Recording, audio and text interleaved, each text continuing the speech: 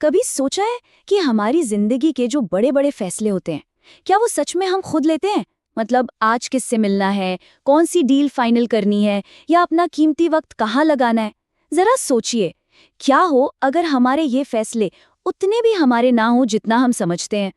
ये ख्याल थोड़ा डरावना जरूर है, लेकिन ये उस छिपी हुई सच्चाई के बहुत करीब है जिसे डार्क साइकोलॉजी कहते हैं। एक ऐसी अदृश्य शक्ति जो हमारी दुनिया को उन तरीकों से बदल रही है जिन्हें हम बस अब समझना शुरू कर रहे हैं। चलिए इस चीज को और गहराई से समझते हैं। देखिए, जो लोग मैनिपुलेशन में माहिर होते हैं वो कभी सीधे सीधे ऑर्डर नहीं देते। क्यों? क्योंकि वो जानते हैं कि जबरदस्ती का जवाब हमेशा बगावत होता है।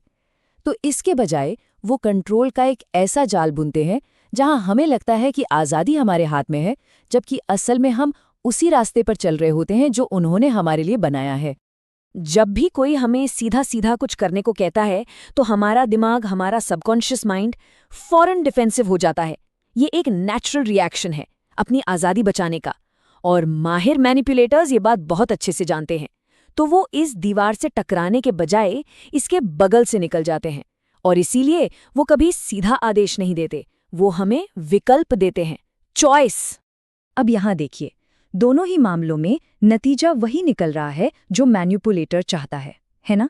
बच्चे को लग रहा है कि अरे वाह, मैंने तो नेगोशिएट कर लिया, लेकिन असल में तो गोल यही था कि उसे 8:30 बजे तक सुला दिया जाए। बिल्कुल वैसे ही सवाल ये नहीं है कि मीटिंग होगी या नहीं, सवाल बस ये है कि कब होगी।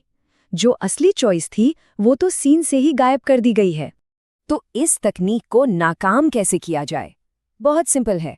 इस अदृश्य फ्रेम को पहचानने के लिए बस एक पल रुककर सोचने की जरूरत है।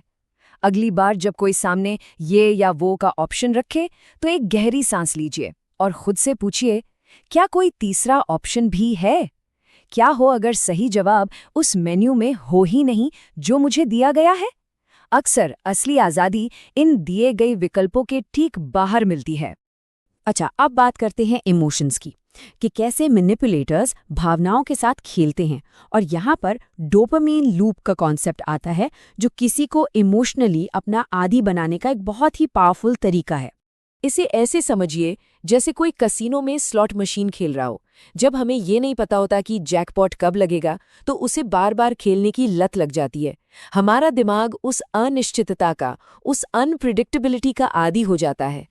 और ये जो हॉट एंड कोल्ड वाला बर्ताव है ना, ये दिमाग को बिल्कुल उस एक्सपेरिमेंट वाले चूहे जैसा बना देता है जो बस अगले इनाम के लिए तड़प रहा है। इसी को ब्रेड क्रम्बिंग भी कहते हैं। मतलब प्यार और अटेंशन के बस छोटे छोटे टुकड़े फेंकना, बस इतने कि सामने वाला उम्मीद में लगा रहे लेकिन उसे कभी भी पूरा कमिटमेंट न मिले। ये प्यार नहीं है, ये सोची समझी साजिश है, एक इमोशनल लत पैदा करने की। चलिए अब देखते हैं कि मैनिपुलेटर कैसे हमारे समाज के कुछ बहुत पुराने और गहरे नियमों का इस्तेमाल हमारे ही खिलाफ करते हैं। वो एक ऐसा जाल बिछाते हैं जिससे निकलना बहुत मुश्किल हो जाता है। ये हमारे अंदर हजारों सालों से बसा हुआ एक सामाजिक गुण है। जब कोई हमारे लिए कुछ करता है तो हमारे दिमाग पर एक सामाजिक कर्ज, एक एहसान का बोझ आ जाता है। असल में ये एक सर्वाइवल मैकेनिज्म है जिसने इंसानी समाज को साथ मिलकर काम करना सिखाया, और इसी गहरी मनोवैज्ञानिक जरूरत की वजह से हम उस कर्ज को जल्द से जल्द चुकाना चाहते हैं।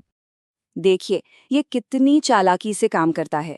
अगर उस कलीग ने कॉफी नहीं पिलाई होती तो शायद 3 घंटे की मदद के लिए सीधा मना किया जा सकता था, पर अब दिमाग कहेगा, अरे उसने भी तो मदद की थी।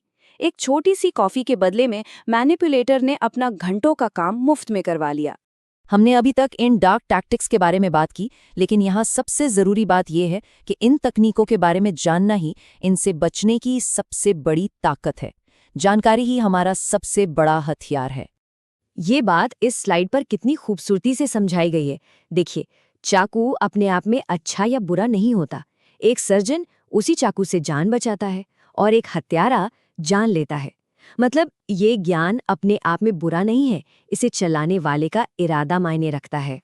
इन चीज़ों को समझने का असली मकसद किसी को विलेन बनाना नहीं है, बल्कि ये सीखना है कि अगर कोई इन तरीकों का इस्तेमाल करे तो खुद का बचाव कैसे किया जाए।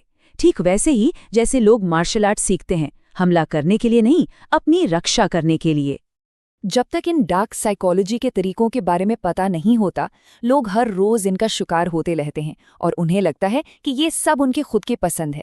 लेकिन ये जानकारी उस भ्रम को तोड़ देती है, ये हमें उस अदृश्य मैट्रिक्स से बाहर निकालती है। तो आखिर में सबसे अहम सवाल यही है, अब जब इन अदृश्य धागों को देखा जा सकता है, तो क्या अब भी किसी और को अपनी डोर खींचने की इजाज़त दी जाएगी? ये फैसला अब हर किसी का अपना है।